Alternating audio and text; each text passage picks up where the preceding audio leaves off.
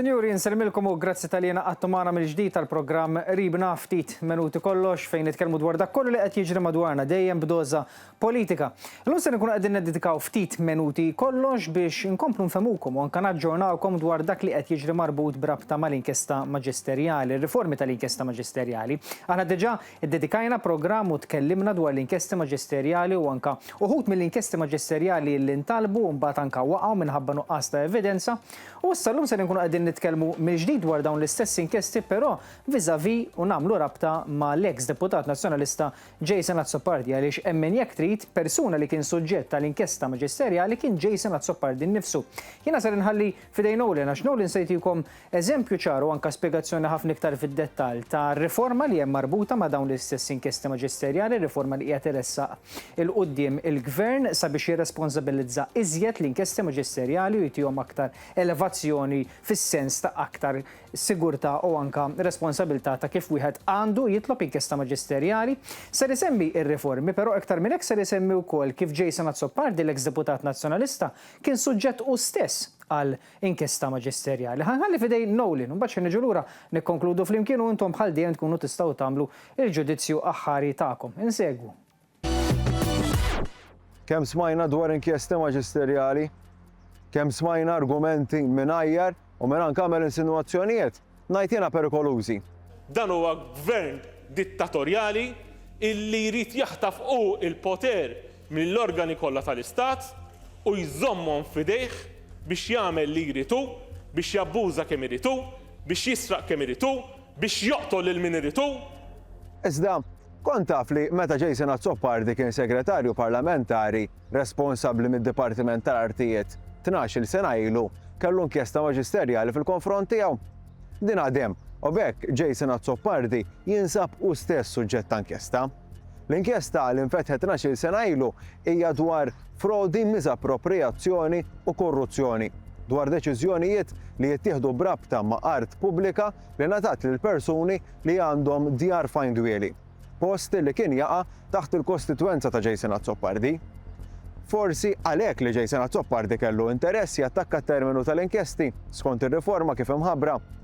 Azzopardi kienu li jiddetta l-pożizzjoni tal-Partit Nazzjonalista fuq dawn l-inkjesti maġisterjali u li tant jipriedka fuq is-saltna ta' dritt. Skont il-liġi l-ġdida, inkjesta ma tistax tibqa' fuq l-iskaffa. Dan għaliex dawk pendenti, inkluż din, iridu jintbagħtu għal il-Maġistrat lill-Avukat Ġenerali. Azzopardi qisu kienet jittama li l-inkjesta dwaru taqgħu tindifen. Allura x'għamlu Jason Azzopardi u Carola Aquilina? Ħolqu kampanja ta' miżinformazzjoni u sa anke akkużaw lill-gvern li jrid joqtol l-inkjesti ta' każijiet li xokjaw lill-pajjiż. U biex iqanqlu aktar emozzjonijiet ma ddejqux jużaw ismijiet bħal ta' Karen Grek u Raymond Caruana. Kosux, iktar ma ssir taf ċertu affarijiet, iktar tibda tifhem l-aġir ta' xi wħud. Ekku naħseb Nolin minn naħa tiegħu laqat il-musmar fuq rasu, mhux biss tkellem dwar ir-riformi li ser ikun qiegħed irressaq il-gvern b'rabta mal-inkjesti maġisterjali, iżda elenka wkoll kif Jason Azzopardi hemm min jekk trid huwa stess parti minn investigazzjoni b'rabta ma' inkjesta maġisterjali. Inkjesta maġisterjali li sallhom il-ġurnata għadha fuq l-iskaffa. U aħna stess iċ-ċittadini anke fl-interess tal-pubbliku għadna ma nafux il-konklużjonijiet dwarha. Sa tajjeb ngħidu li Jason Azzopardi anke reċentament u f'intervista partikolari illi kellu elenka anke għamel stqarrija pubblikament fejn qal li m'għadux jifforma parti mill-Partit Nazzjonalista u kważi ħarruh illi m'għadux jifforma parti mill-Partit Nazzjonalista. Però il-ħsara li jagħmel u għadu qed jagħmel fuq esponenti tal-Partit Laburista u anke ċittadini privati għadha evidenti sallum il-ġurnata. L-istess persuna li kien qiegħed jintervista li Jason Azzopardi saħansitra qallu li kdibt jew inti għamilt allegazzjonijiet illi ma kellhomx provi biżżejjed u mbagħad fl-aħħar mill-aħħar spiċċar tirhom meta saqsih jekk hu se jitlob apoloġija dwar dan jew kelli jista' x'jagħmel iżjed kull ma wieġeb min naħa tiegħu Jason Azzopardi li xi tridni nagħmel iżjed. Mhux biżżejjed, nista' nagħmel xi ħaġa iktar milli ngħid sorry. Mela tajjeb l-ewwel issallab il xi ħadd taddih minn kalvarju, tħammiġ ir-reputazzjoni tiegħu, iżda mbagħad Jason Azzopardi is-sorry hija biżżejjed. Jiena naħseb li dak li qiegħed jagħmel il-gvern u anke dak li qiegħed ipoġġi fuq quddiem il-gvern anke parti mill-aġenda fis-settur tal-ġustizzja u anke fir-riformi kif elenka tajjeb Nolin u kif spjegajna anke aħna fi programmi preċedenti. Qegħdin nirresponsabilizzaw iżjed l-inkjesti.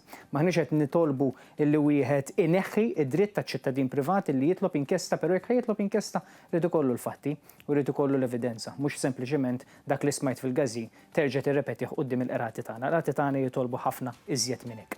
Jiena intant nerġa' nirringrazzjakom talli kontu magħna l-programm qribna u anke fismi u fisem Nolin, nirringrazzjakom talli qegħdin issegwu dan il-programm. Fakkarkom ġdid jekk tliftu xi programm jew ieħor qribna tistgħu tfittxuh ukoll fuq il-paġna ta' Facebook u hemmhekk issibu miġdid dawn l-istess filmati. Għalissa grazzi, ħeġġeġkom tibqgħu issegwu l-istazzjon 1 minn hawn u ftit minuti oħra nagħtu bidu għall-aħbarijiet għalissa. Grazzi u nsellmilkom.